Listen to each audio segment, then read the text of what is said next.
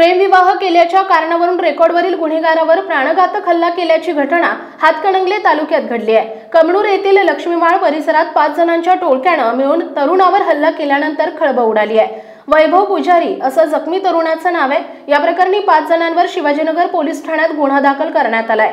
वैभव याने महिनाभरापूर्वी प्रेमविवाह केला। त्या रागातून चौघांनी मोटरसायकलवरून वैभव याचा पाठलाग केला। आभार फाट्यावरील लक्ष्मीमाळ येथे टोळक्यातील एकाने वैभव तुझे आता काही खैर नाही, तुला आज आम्ही जिवंत सोडणार नाही अशी धमकी दिली। तर चौघांनी वैभव याला ठार मारण्याच्या उद्देशाने तलवारी घेऊन पाठलाग सुरू केला।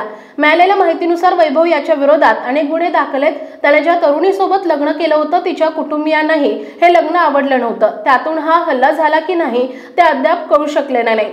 पोलीस या प्रकरणाचा तपास करतायत।